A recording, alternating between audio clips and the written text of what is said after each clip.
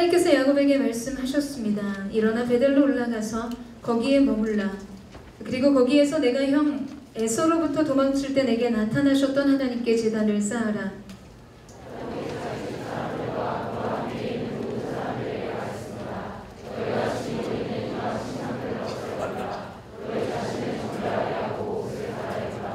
일어나서 베델로 올라가자. 내가 그곳에서 내 고난의 날에 내게 응답하시고 내가 가는 길에서 나와 함께 하셨던 하나님께 제단을 쌓을 것이다.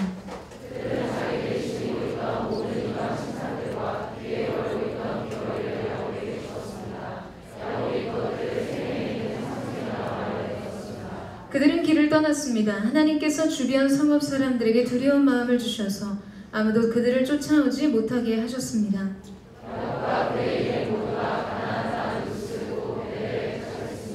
거기에서 그는 제단을 쌓았습니다. 그가 자기 형에게서 도망칠 때 거기에서 하나님께서 직접 나타나셨기 때문에 그곳을 엘베델이라 불렀습니다.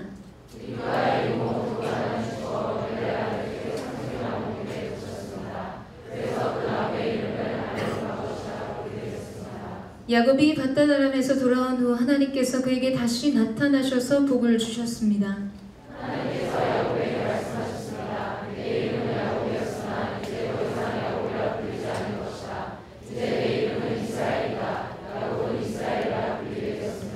하나님께서 그에게 말씀하셨습니다. 나는 전능한 하나님이다. 너는 자식을 많이 낳고 번성하여라. 한 민족과 여러 민족들이 내게서 나올 것이며 왕들이 내 몸에서 나올 것이다.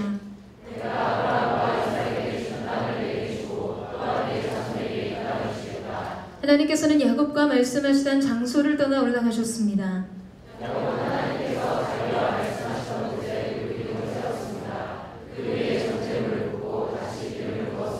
우리 함께 읽겠습니다.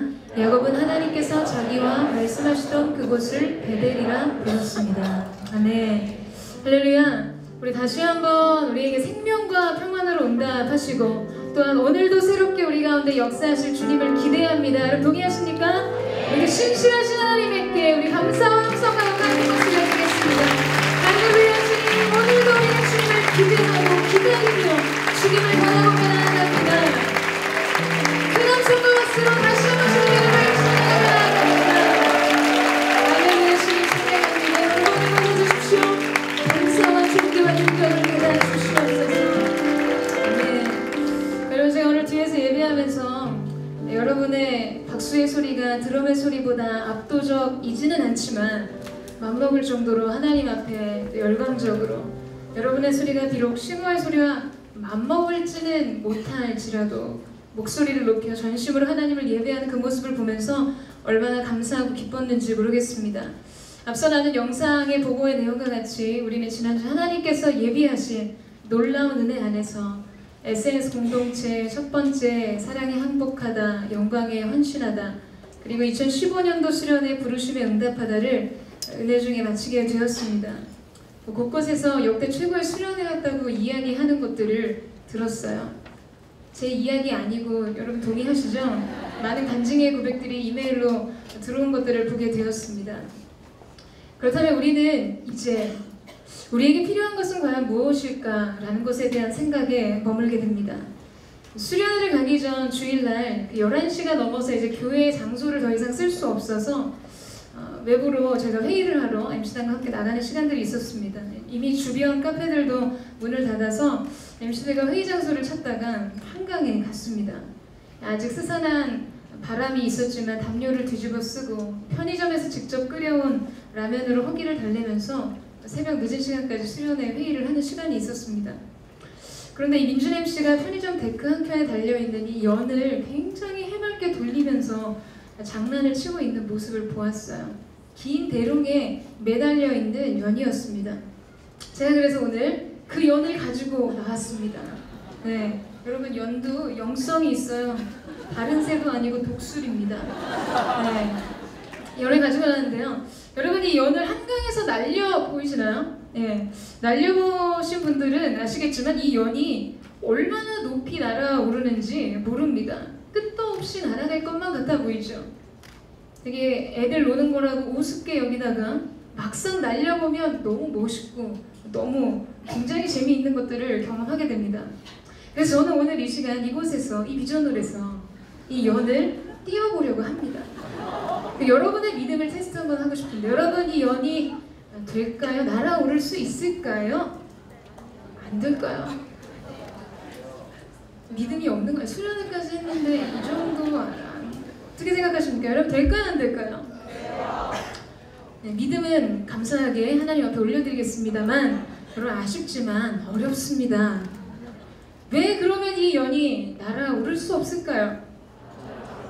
이 보세요. 천장이 낮아서라는 분들 계십니다. 여러분 그게 이유라면 저는 이거 들고 본당 올라가는 성격이에요. 네.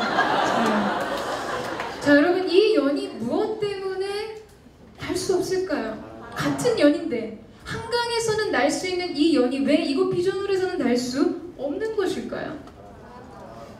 네, 훌륭하십니다. 여러분 그것은 바람 때문입니다. 연을 날아오르게 하는 것은 바람이라는 것이죠. 그래서 제가 이 문경임 씨에게 물었어요. 이거 선풍기 틀면 날지 않을까?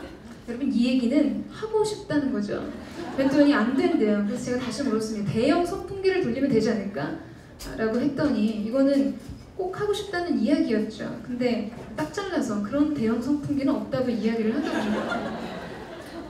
자 여러분 외관을 갖추고 날 수 있는 준비를 마쳤어도 여러분 바람이 없이는 이 연은 그저 독수리 모양이 그려진 비닐 조각에 불과한 것입니다. 그렇다면 날아오른 연의 비상을 안전하게 유지시켜주고 지속시켜줄 수 있는 것은 무엇일까요? 이미 연이 바람을 타고 창공을 비상해서 날아오르고 있습니다. 여러분 이 비상과 이 비행을 유지시켜주고 지속시켜주는 것이 있다면 그것은 무엇일까요?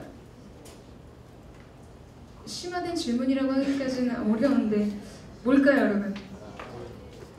훌륭하십니다. 여러분 연줄이죠. 여기 있는 이 연줄입니다.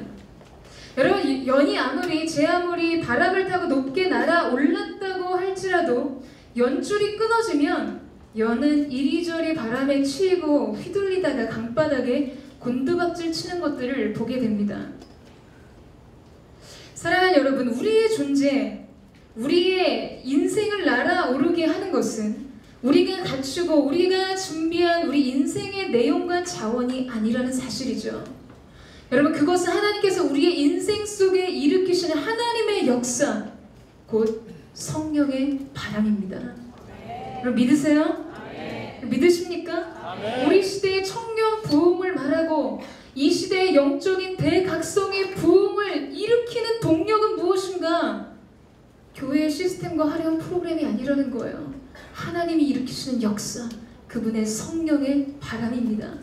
믿으십니까? 그렇다면 이 성령의 바람을 타고 날아오른 우리의 인생의 이 도약과 비상을 계속해서 유지시켜주고 지속시켜주는 것은 무엇일까요?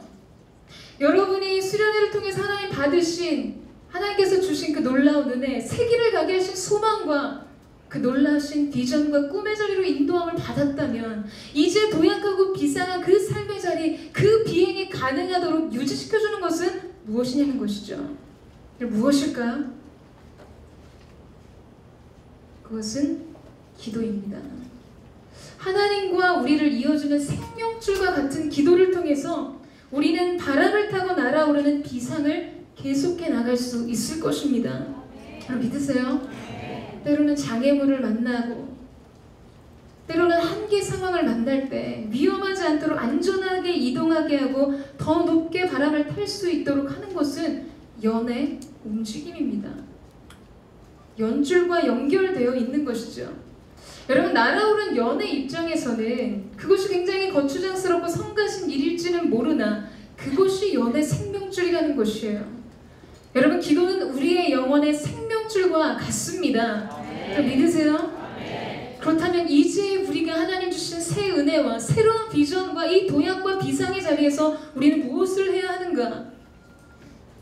여러분의 앞으로의 행보에 여러분을 일으키시고 비상하게 하시는 성령의 바람을 타는 은혜가 있게 되기를 주님의 이름으로 축원합니다. 뿐만 아니라 그 비상을 계속해서 일어나가게 하고 안전하게 인도함을 받게 하는 기도가 끊임없이 하나님께 올려지는 놀라운 은혜가 있게 되기를 주님의 이름으로 축원합니다. 여러분 축복합니다. 성령의 바람을 타십시오. 그리고 그 기도로 그 비상을 지켜나가십시오. 하나님께서 좋은 것으로 여러분의 영혼을 만족해 하사 여러분의 청춘으로 같도 독수리같이 새롭게 하시는 은혜가 있을 줄로 믿습니다. 여러분 믿으세요? 성령의 바람을 타십시오. 기도의 생명줄을 잡으세요. 우리 이 시간 옆 사람과 함께 이 마음을 담아서 인사하도록 하겠습니다. 성령의 바람을 타십시오. 기도 안 하면 추락합니다. 네, 두렵고 떨리는 마음으로 하나님께서 우리를 일으키신 그 생명의 사건이 매일, 매 순간, 매 호흡마다 우리 가운데 새롭게 부어지는 은혜가 있게 되기를 주님의 이름으로 축원합니다. 오늘은 그동안 출애굽기 강해를 지난주로 다 마무리를 짓고 새로운 강해를 시작하기 전에 자유본문으로 말씀을 나누게 되었습니다. 오늘 우리가 함께 읽은 본문 말씀은 야곱의 인생 전체를 봤을 때 아주 위험한 위기의 순간을 다루고 있습니다. 성난형 에서의 나슬피에 도망했던 야곱은 베델에서 하나님 앞에 자기 인생에 대한 서원을 올려드렸죠. 자신을 만약 아비 집으로 다시금 안전하게 돌아오게 하신다면 내가 다시 이 베델로 올라가 하나님 앞에 나의 소원을 갚겠다라고 맹세합니다. 그러나 이 야곱이 가나안으로 돌아온 후 베델로 올라가지 않고 세겜 땅에서 10년의 시간을 머물게 됩니다. 지난날 그 환난의 때에 그에게 찾아오셔서 은혜를 베푸셨던 그 하나님과 약속을 잇고 안락과 안전적인 삶을 제공해 주었던 이 세겜 땅에 주저앉아 버렸던 것입니다. 그런 세겜에서의 10년은 굉장히 평화로웠어요. 지난 시간 야곱의 삶을 돌아봤을 때 매우 안정적이고 평화로운 시간들이었습니다. 자신의 소유의 집을 짓고 정착해서 모든 것이 행복해 보이고 자리를 잡아가는 것 같이 보였던 것이죠. 모든 것이 아주 괜찮아 보였습니다. 그런데 어느 뜻하지 않는 사건이 발생합니다. 이 야곱의 외동딸이었던 디나가 세겜 땅 추장의 아들에게 강간을 당한 사건이었어요. 여러분 당시 야곱에게는 11명의 아들이 있었는데 11명의 아들 외에 단 하나의 외동딸이었다면 여러분 얼마나 그 딸이 귀하고 예쁘고 소중했겠습니까? 그런 디나가 강간을 당했어요. 인생에서 지켜야 할 가장 소중한 것을 잃어버렸습니다. 그것은 야곱뿐만 아니라 디나뿐만 아니라 그의 온 가족 가운데 수치가 되고 비극적이고 끔찍한 일이었을 것입니다. 그런데 이뿐만이 아니었어요. 이 디나를 얻기 위해서 이 하몰의 아들 세겜이 혼례를 요청하게 통혼을 요청하게 됩니다. 그 조건이 모든 세겜의 남자들이 할례를 받는 조건이었어요. 그래서 모든 세겜 땅의 남자들이 할례를 받고 누워있을 때 디나의 오빠 시몬과 레히가 칼을 차고 들어가서 세겜의 모든 남자들을 사육하고 야곱의 아들들이 그 땅을 노략질한 사건이 발생한 것이었습니다. 여러분 이것은 하나님 앞에서 큰 범죄였을 뿐만 아니라 야곱의 가문이 가나안 족속의 보복 앞에 완전히 몰살당할 위기에 처하게 된 것이었습니다. 여러분 우리가 이러한 흐름과 이러한 맥락 속에서 우리는 우리 안에 뿌리내려 있는 한 가지 사상을 발견합니다. 그것은 하나님이 이 고난을 일으키셔서 이 비극적인 사건을 일으키셨다는 것이죠. 왜냐하면 야곱을 돌아가게 하기 위해서 하나님이 부르신 베델로 끌어올리기 위해서 하나님이 마치 그분의 손에 몽둥이를 드신 일과 같이 받아들인다는 것이죠. 야곱의 입장에서는 연단과 훈련을 위해 고통과 아픔 안으로 자신을 냉정하게 밀어 넣으셨다는 느낌을 지을 수가 없었을 것입니다. 물론 하나님께서는 아비가 자녀를 훈계하고 가르치듯이 우리의 인생을 그렇게 인생의 막대기와 징계로 다루실 때가 있어요. 그러나 더욱 중요한 한 가지 사실이 있다면 대부분의 경우는 본질적으로 우리의 존재가 하나님의 임재, 그분의 임재, 하나님의 기뻐하신 뜻으로부터 벗어나기 시작할 때 자연 발생적으로 일어날 수밖에 없는 일들이라는 것입니다. 요한복음 15장 5절 말씀에 너무나 유명한 말씀이 이렇게 말해주고 있어요. 나는 포도나무요 너희는 가지라.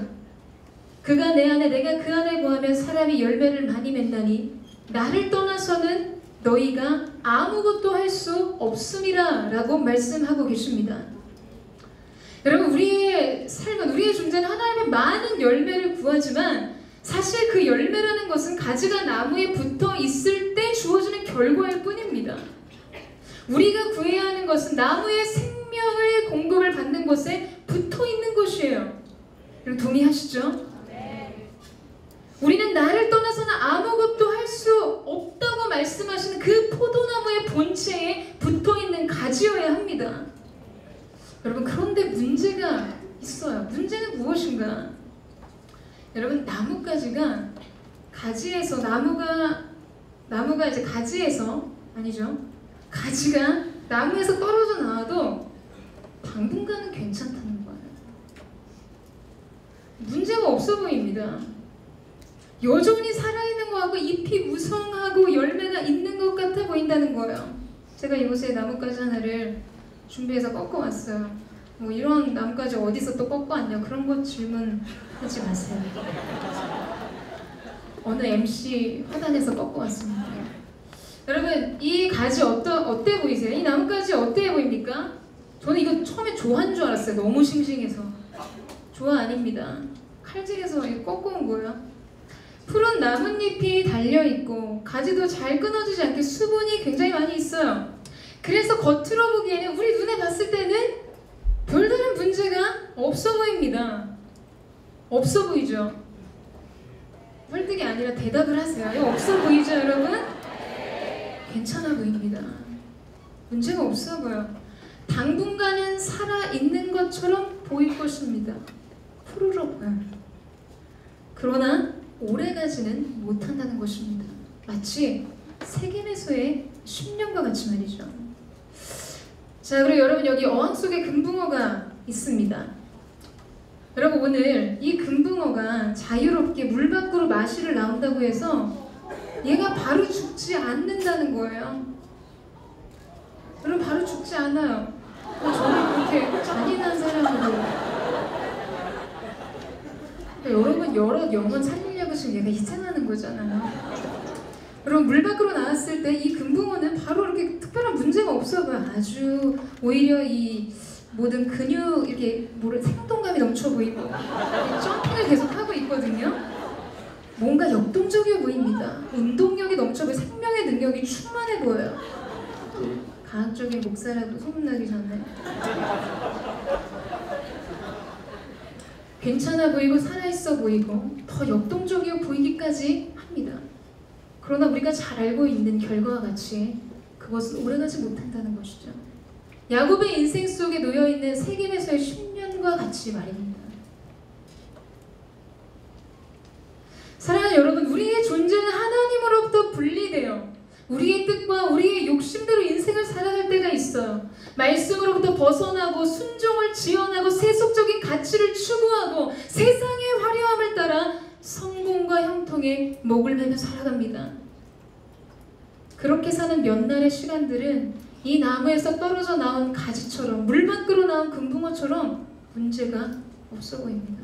오히려 더 행복하고 더 자유롭고 더 안전하고 더 충만하게 느껴질지 모릅니다. 그러나 얼마 지나지 않아 하나님으로부터 벗어난 삶이 얼마나 비참해진지를 보게 된다는 것이에요. 비극적인 인생의 결과들과 마주하게 됩니다. 인생의 소중한 것들을 잃어버리게 되고 위협과 두려움 속에 노출되고 사방으로 우겨싸임을 당하는 고통스러운 상황을 경험하게 됩니다. 이것이 하나님으로부터 벗어난 인생의 결과입니다. 여러분, 이거는 우리가 하나님의 손의 징계를 말하기 이전에 이것은 우리의 영혼의 순리라는 거예요. 포도나무에서 떨어져 나온 가지처럼 얼마간의 시간은 그 생명력이 보존되고 버텨지는 것 같고 더 자유롭고 아무 문제가 없어 보인다 할지라도, 이런 포도나무가 떨어져 나온 가지에게 징계를 베푼 게 아니라 그것이 순리라는 거예요. 하나님의 임재, 하나님의 말씀, 하나님의 기뻐하시는 뜻으로부터 벗어난 우리의 인생의 종국이 이와 같다라는 것입니다. 여러분, 그렇지만 하나님은 이조차도 하나님의 목적을 위해 선으로 바꾸실 수 있는 분임을 우리는 또한 기억해야 할 것입니다.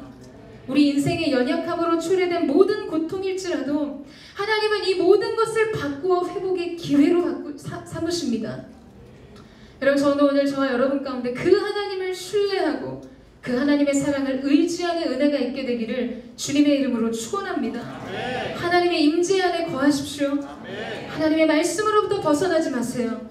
여러분, 그것이 우리의 인생을 가장 안전한 평강으로 이끄는 길이 될 것입니다. 자, 야곱은 오늘 35장이 시작되기 이전에 자기의 두려움을 한탄하며 토로합니다. 이렇게 말해요. 이제 우리는 다 죽게 됐다. 다 멸망하게 되었다. 여러분, 그런데 그게 전부입니다. 우리는 이런 것을 가르쳐서 기도라고 부르지 않죠. 야곱은 지금 기도할 만한 힘을 갖고 있지 못했어요. 그가 너무 낙심했기 때문에, 그가 너무 절망했기 때문에, 그가 너무 두려웠기 때문일까요? 여러분, 지금 야곱이 정말 두려워하고 있었던 것은 그에게 보복의 칼날을 갈고 있었던 가나안 족속이 아니었습니다. 여러분, 야곱의 두려움의 본질은 하나님을 떠나 우상을 섬기며 불신앙과 불순종의 자리에 있었던 야곱 자기 자신이었어요. 하나님과 끊어진 관계를 가진 자기 자신에 대한 절망, 자기 자신에 대한 두려움을 안고 있었던 것이죠. 여러분, 우리는 환난 날에 고통스러운 고난의 때에 하나님 앞에서 부르짖어 기도합니다. 아픔의 시간들, 슬픔의 땅을 지나고 곤고한 시간들을 보낼 때 우리의 존재는 그 어느 때보다도 하나님께 가까이 나아가 하나님을 만나고 경험하게 되죠. 그래서 고통은 하나님의 확성기와 같다라고 이야기하기도 합니다. 그런데 오늘 야곱의 문제는 무엇이었을까? 여러분, 그가 알고 있던 자신의 죄의 문제, 자신의 과거, 하나님 앞에 반응하지 못했던 불신앙의 모습이 하나님께로 나아가는 그 자신의 발목을 잡고 있었던 것이죠. 아니, 이제 와서 무슨 낯짝으로 하나님 앞에 도움을 요청하고 이 문제 해결해달라고 말할 자신이 없는 거예요. 차라리 애매한 고난을 당하고 내가 상황에 얻어맞아서 피 철철 흘리면서 천부에 의지없어서 두 손 들고 옵니다. 하나님을 의지하고 하나님의 도우심을 바랄 수 있다면 상황이 나은데, 자기 자신, 내가 하나님 앞에서 어떠한 존재였는지, 내가 하나님 앞에서 어떠한 일을 행했는지 자신을 보았거든요. 내가 무엇에 실패했는지, 무엇을 실수했는지를 보았거든요. 여러분, 근데 놀라운 은혜란 바로 그러한 때에 시작됩니다. 바로 그때 하나님께서 야곱에게 찾아와서 말씀하십니다. 여러분, 말씀에 보면 부르기도 전에 응답하신다는 말씀이 있죠. 야곱이 하나님을 부르기도 전에 하나님이 응답하셨어요. 하나님께서 그를 부르십니다. 우리 1절을 같이 한번 읽어보도록 하겠습니다. 1절 말씀 시작. 하나님께서 야곱에게 말씀하셨습니다. 일어나 그대로 올라가서 거기에 머물러라. 그리고 거기에서 내가 내 영에서부터 넘어질 때 내게 나타나셔서 하나님께 제단을 쌓아라. 너는 베델로 올라가라. 너는 거기서 제단을 쌓아라. 이렇게 말씀하십니다. 여러분, 이것이 바로 저항할 수 없는 은혜, 하나님의 사랑의 견인입니다. 우리는 우리 자신을 너무나 잘 알기 때문에 때로는 뒷걸음질치고 망설일 때가 있습니다. 용서조차 구할 수 없는 심각한 패배감과 실패감 속에서 이 차마 기도하고 나를 도와달라는 고백조차 떨어지지 않아 머뭇거리는 그 순간에 하나님 찾아오셨다는 거예요. 그 순간에 야곱이 그분을 부르기도 전에 하나님이 먼저 그에게 응답하신 것입니다. 너는 내게로 와라. 그리고 말씀하시죠. 지난날 내게 나타났던 하나님께 다시 예배하라. 자, 여러분, 이것은 무슨 의미입니까? 에서의 낯을 피해 도망할 때 야곱을 걷어주시고 은혜를 베푸신 그 하나님이 그대로이시라는 것이에요. 그때 하나님 앞에 나와서 너는 베델에서 제단을 쌓고 예배해라. 이 얘기가 무슨 말입니까? 그때의 하나님, 그때 나를 만나셨던 하나님, 지금까지의 삶의 과정 속에서 내가 어떠한 실패와 실수와 하나님 앞에 불신앙과 불순종의 태도를 보였던 그를 기다리시는 하나님은 변함이 없으시다는 사실입니다. 그분의 사랑은 변함이 없으셨어요. 그분은 여전히 그를 기다리고 계셨고, 그분은 여전히 은혜와 긍휼로 가득 차신 분이셨습니다. 그때 하나님께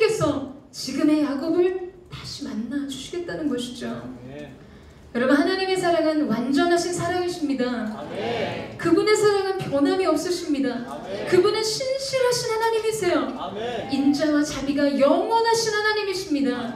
여러분 이 사실을 믿으십니까? 하나님의 사랑이 오늘의 야곱의 어떠함과 상관없이 변함없이 그를 사랑하시고 그를 기다리시고 그를 다시 불러주고 계신 것이죠. 하나님이 야곱을 다시 부르신 이 베델이라는 장소를 우리가 한번 조명해 볼 필요가 있습니다. 여러분 야곱에게 있어서 이 베델이란 어떠한 곳일까요? 이 베델은 야곱과 하나님이 처음 만났던 첫사랑의 장소입니다. 사랑의 추억이 담겨있는 그런 곳이에요. 30년 전 그가 형을 속이고 외삼촌 댁으로 도망갈 때 그는 외로움과 두려움과 실패감과 고독 속에서 광야에서 돌베개를 베고 홀로 잠을 자다가 그곳에서 하나님을 처음 만났습니다. 베델이란 하늘의 문이 열렸던 장소였어요. 신령한 세계가 열렸던 장소였습니다. 야곱이 그의 생애 처음으로 하나님의 음성을 들었고 그분의 사랑을 체험하고 감격 속에서 예배를 드리고 헌신을 다짐했던 유서 깊은 장소였어요. 그런데 이 야곱이 지난 30년의 시간을 지나가면서 이 모든 신앙, 첫사랑의 감격과 이 사랑을 잃어버렸습니다. 바단 아람에서 가정을 이루고 자식들 낳고 재산 모으느라 그 신앙의 감격을 다 잃어버린 거예요. 숲곳에서 집을 짓고 세겜에서 땅을 사고 그가 순종을 미루고 지연하던 그 모든 시간들 속에서 그가 하나님을 만났던 예배의 감사와 감격과 감동을 잃어버린 채 그의 인생의 소명을 잃어버린 채 살고 있었던 것입니다. 그러다가 오늘 세겜에서 낭패와 환난을 당한 것이죠. 그런데 지금 그 공경 속에서 주의 음성이 들려왔어요. 너는 일어나 베델로 올라와라. 여러분 이 베델로 올라오라는 하나님의 고백은 그 첫사랑의 자리로 그 순수한 신앙의 자리로 세겜에서의 생활을 청산하고 지난 시간 너의 처음 사랑의 신앙의 자리로 감격이 있고 눈물이 있고 헌신이 있었던 그 자리로 돌아가 살으라는 말씀이었습니다. 여러분 하나님은 30년 동안 그 베델을 기억하고 계셨어요. 여러분 원래 더 많이 사랑하는 사람이 더 많이 기억하는 법입니다. 그래서 아내들이 남편들한테 바가지를 긁을 때 우리 얘기는 아니에요. 장래에 그런 소망이 있을 줄로 믿어요. 어쨌든 여러분 그럴 때 그거 거기서 우리 처음 만나서 데이트하고 이런 거 이야기하잖아요. 왜냐하면 그 사람을 더 사랑하고 더 많이 기억하고 함께 있기를 갈망하는 사람이 더 많은 것을 기억합니다. 야곱은 그 사랑의 장소를 잊었던 30년의 시간을 보냈지만 하나님은 그 베델을 기억하고 계셨어요. 그래서 이렇게 좀 소원해진 연인들이 예전에 처음 데이트했던 장소 다시 가지 않습니까? 드라마에서 늘 그런 거 있잖아요. 마지막 이렇게 카메라 돌아가는 장면들은 헤어진 연인이 우연히 어느 예전에 데이트 장소를 갔는데 거기에 그 사람이 있는 거예요. 그러면 갑자기 잃어버린 감정이 막 새록새록 생각나요. 눈빛을 교환하고 카메라 앵글이 점점점 클로즈업 하기 시작합니다. 베델은 하나님과 야곱의 관계 속에서 그러한 사랑의 추억이 담긴 첫사랑의 현장이었습니다. 하나님은 다시금 야곱이 베델로 올라와서 하나님과의 관계를 회복하고 그 첫사랑의 감격과 예배의 감동을 가지고 뜨거운 사랑의 신앙 속에서 살기를 원하셨어요. 하나님은 인생의 실패와 낭패를 만난 야곱을 그날의 감격으로 부르고 계셨던 것입니다. 여러분 오늘 우리의 신앙의 현주소는 어디일까요? 하나님은 야곱을 향해 이제 일어나 내가 처음 주님을 만났던 그곳으로 돌아가라 말씀하십니다. 그리고 우리에게도 오늘 동일한 말씀을 하고 계세요. 이곳에 모인 분들이 혹시 이런 마음을 저에게 얘기할지 모르겠어요. 저 지난 수련회 때 주님 다시 만났는데요. 저 지금 상태 완전 좋은데요. 이런 마음으로 앉아 계시면 다시 또 뭘 하라는 걸까? 네, 여러분 축복합니다. 네, 여러분 지금 10년간 그가 주저앉았던 세겜이라는 땅도 그가 돌아와야 했던 가나안이었어요. 그러나 하나님께서 기다리고 찾으셨던 베델은 아니었습니다. 세겜의 신앙과 베델의 신앙은 다른 것이었어요. 세겜은 반쪽짜리 순종, 온전하지 못한 헌신, 뒤섞여 있는 사랑의 자리였습니다. 우리가 하나님 앞에 돌아간 것 같고 우리가 하나님 앞에 무언가를 회복한 것 같고 올라가고 이제 막 한 걸음을 뗀 것 같지만 오늘 이 시간 베델로 올라가고 우리 가운데 말씀하시는 하나님은 우리를 더 깊은 자리로 온전한 곳으로 부르고 계신 것입니다. 야곱을 베델로 부르셨듯이 하나님은 우리도 오늘 다시 부르고 계신 것이죠. 여러분, 오늘 저와 여러분이 온전한 베델에 그 첫사랑의 감격과 예배의 영광의 자리를 회복하는 은혜가 있게 되기를 주님의 이름으로 축원합니다. 그렇다면 이제 우리 야곱과 같은 우리가 할 수 있는 것은 무엇인가? 하나님께로 돌아가는 것입니다. 오늘 우리가 읽은 2절에서 4절까지의 말씀을 사실 이 동사별로 살펴보면 굉장히 깊은 영적인 의미들이 있지만 다 볼 수 없어요. 2절에서 4절까지를 통으로 묶어서 한 단어로 표현한다라고 한다면 여러분 뭐가 될까요? 2절에서 4절까지를 통으로 묶어서 한 단어로 말한다고 한다면 그것은 돌이킴, 회개입니다. 아멘 하실 타이밍이에요. 그럼 저를 한번 따라해 보시겠어요? 추락하는 것은 날개가 있습니다. 그 날개는 회개입니다. 여러분, 우리가 이 정도는 다 기본적으로 알고 있는 사실이에요. 요새 그 교회 커피숍에서 커피를 뽑으면 컵 홀더에 그 담임 목사님 책 제목이 기재가 되어 있는데요. 돌이키면 살아난다. 우리가 하나님께로 돌아가고 우리가 하나님 앞에 우리의 마음을 회개하면 하나님 우리를 다시 살리십니다. 믿으시죠? 그러나 이것을 우리가 아는 것과 우리가 그렇게 하는 것은 다르다는 것이에요. 추락하는 인생을 다시 일으켜 세우고 실패한 인생을 다시 날아오르게 하는 것은 다른 것이 아닌 돌이킴입니다. 다시금 우리가 떼어져 나온 생명의 나무에 접붙임 되는 것이에요. 하나님께로 돌아가는 것입니다. 더럽혀진 과거, 깨어진 심령, 얼룩진 삶을 벗어버리고 그리스도의 새 옷을 입는 것이죠. 여러분, 이것은 그저 후회로 가득 찬 한숨으로 그냥 새로운 결단을 하는 것이 아닙니다. 이것은 새로운 본성을 입는 것이에요. 새로운 삶을 입는 것입니다. 여러분, 저는 저와 여러분 가운데 그 은혜가 있게 되기를 주님의 이름으로 축원합니다. 말씀에 보면 우상의 신상을 버리고 이것은 라헬이 라반의 집을 떠나올 때 숨겨가지고 나온 가정의 수호신 드라님과 같은 것입니다. 가정을 지켜줄 것 같은, 안전을 추구하고 안락을 추구하며 붙들었던 그 모든 것을 버리라는 것이에요. 그 모든 것을 버리고 하나님을 붙들라고 하시는 것입니다. 여러분, 청년 세대 안에 얼마나 많은 장래의 불투명한 미래에 대한 두려움이 많습니까? 불안이 많아, 근심이 많습니다. 그럼 그때 우리에게 필요한 것은 무엇입니까? 오늘 여러분의 안전을 보장해주고 안락과 형통과 성공을 보장해주는 세상의 것을 붙드는 것이 아니라 하나님을 붙드는 것입니다. 우리 안에 숨겨져 있는 우상을 버리는 것이에요. 여러분, 그 은혜가 있게 되기를 주님의 이름으로 축원합니다. 자신을 정결하게 하고 거룩과 성결의 옷으로 옷 입는 것입니다. 여러분, 야곱은 모든 우상 신상과 그들 자신을 취재하겠던 이 금 귀고리를 빼어다가 상수리 나무 아래 묻었어요. 자신의 과거를 묻고 육신의 정욕과 자아를 묻고 자신의 고통을 묻은 것입니다. 그 나무 아래 말이죠. 여러분, 무엇과 흡사하지 않습니까? 십자가 그늘 아래서 우리의 인생의 그 모든 아픔과 고통과 죄악과 좌절과 실패를 묻고 예수 안에 있는 생명을 교환받는 것처럼 오늘 그는 상수리 나무 아래 자신의 모든 것을 묻었어요. 그리고 하나님으로부터 새롭게 시작된 생명과 소망의 자리로 나아가는 것들을 보게 됩니다. 이렇게 하나님 앞에 돌이키며 베델로 올라간 야곱의 집에 하나님께서 어떠한 일을 행하셨을까요? 우리 5절 말씀을 같이 한번 읽도록 하겠습니다. 5절 말씀 시작.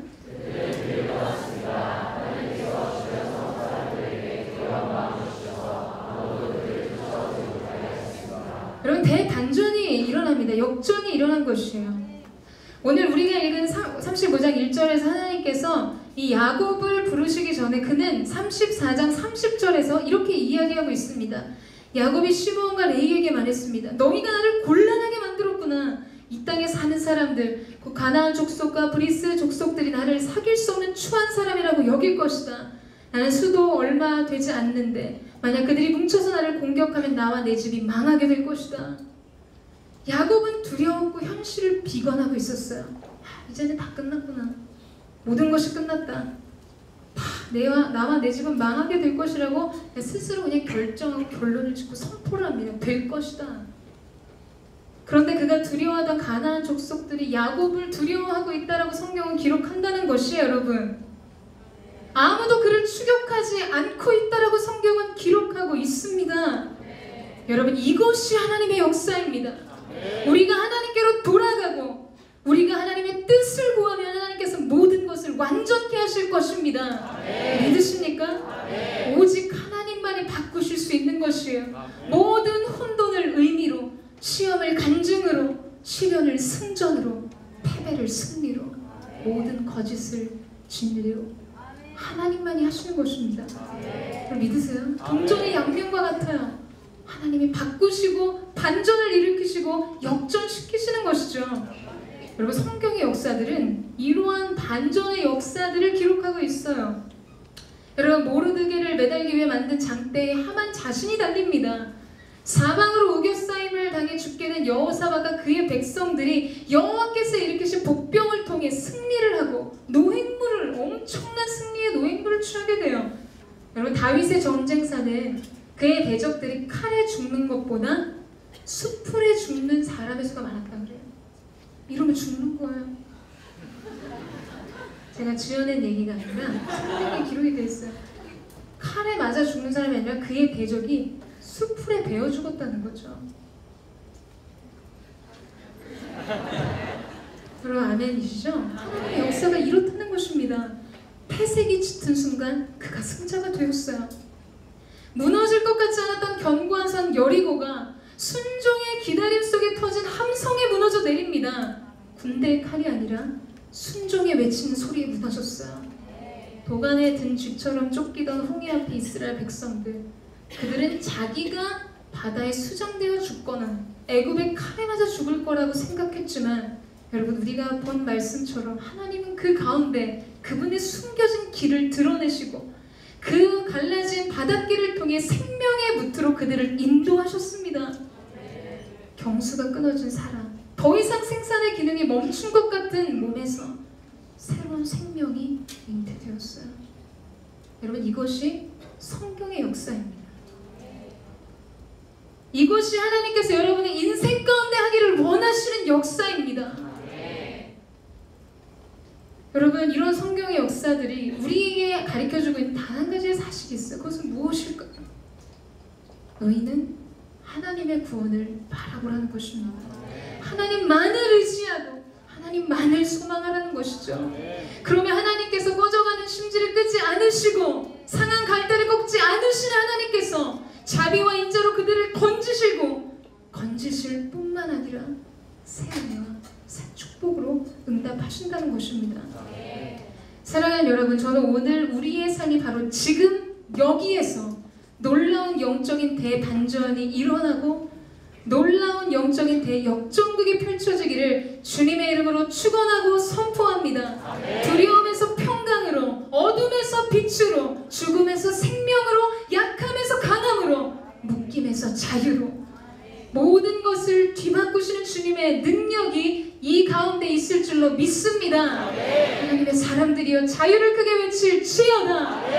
하나님이 여러분의 인생을 바꿔주실 것이에요. 지금껏 우리의 삶이 어떠했는가는 중요하지 않습니다.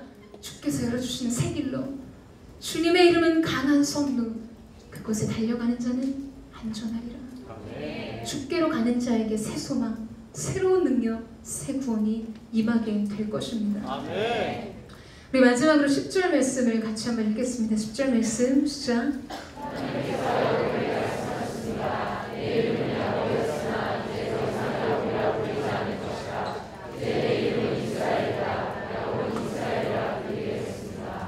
네, 10절 이하의 15절까지는 온통 야곱을 향한 하나님의 축복의 약속을 열거합니다. 자, 그렇다면 이름을 바꿔주셨어요. 야곱이란 이름의 뜻이 여러분 뭘까요? 야곱이란 이름의 뜻은 속여 넘기다, 속이다, 속이는 자라는 뜻을 가지고 있습니다.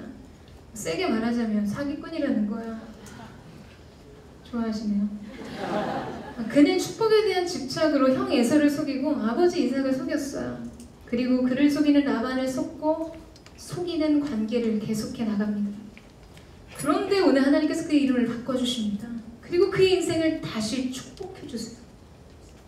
그가 새로운 인생의 이름을 얻고 축복을 얻기 위해서 여러분 지금 그가 무언가를 시작하고 무언가를 회복하고 무언가를 증명하기 전에 하나님께서 먼저 그의 이름을 이스라엘이라 불러주셨습니다. 이 야곱의 새로운 이름 안에서 이스라엘 백성, 언약의 백성의 이름이 탄생하는 것이죠. 그리고 이제 야곱의 인생이 그를 부르신 하나님의 부름대로 이스라엘로서의 인생을 살기 시작합니다. 그래서 오늘 본문을 기점으로 성경은 그를 야곱이라 부르지 않고 이스라엘이라고 부르는 것을 보게 되죠. 이 전도사로 사역하다가 목사 안수를 받고 나서 가장 어색한 것이 있다면 목사라는 부름입니다. 안녕하세요, 원유경 목사입니다. 이게 그렇게 어색한 거예요. 이게 그렇게 몸에 맞지 않고 누가 그렇게 부르면 흔들지 놀라고 인사를 할 때 그 끝에 말이 붙지 않아요.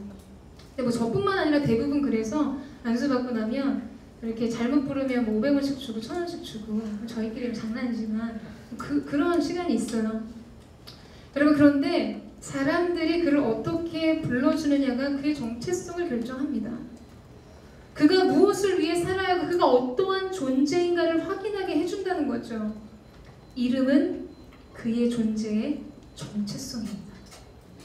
그렇기 때문에 하나님께서 오늘 야곱의 이름을 바꿔주신 것은 이제 하나님께서 그를 다른 존재로 보고 계시다는 이야기예요. 이제 하나님께서 야곱을 새로운 존재로 변화시켜 주신 것임을 의미하는 것입니다. 근데 여러분 아직 야곱은 아무것도 한 게 없어요. 이스라엘로 살만한 자격 조건이 확인이 아직 안 됐고 삶의 내용으로 증명해 보이지도 않았습니다. 한 게 없어요. 그러나 하나님이 그렇게 불러주셨고 그 부름대로 그것이 야곱의 인생이 되었습니다. 사랑하는 여러분, 하나님께서도 오늘 우리에게 새로운 이름을 주시기를 원하십니다. 주님께서 우리의 인생을 축복하시기를 원하신 그 축복의 이름대로 우리를 불러주기를 원하고 계세요. 우리는 지난날을 돌아볼 때 야곱의 이름의 뜻이 말해주는 것처럼 우리는 약함의 대명사, 의지박약, 탐심과 후영, 이기심과 자기 중심적으로 세상을 살아간 사람, 이것이 어쩌면 우리의 존재를 규명해주는 내용일지 모릅니다. 그러나 하나님께서 이 모든 과거의 우리 자신을 도말하시고 예수 안에서 새로운 피조물로 우리의 영혼을 재창조하셨다는 것이에요. 여러분, 저는 오늘 저와 여러분의 삶이 다시 불러주시는 하나님의 부름에 응답하는 은혜가 있게 되기를 주님의 이름으로 축원합니다. 그 사랑을 신뢰해서 두려움 없이 방황 없이 주님께로 가는 것이에요. 여러분, 아직 우리가 무언가를 하려고 노력하지 않아도 괜찮습니다. 우리가 하나님께 우리의 마음을 돌이켜 그분을 다시 바라보면 하나님이 이미 예비하신 그분의 은혜로 우리의 인생을 불러주신다는 것이에요.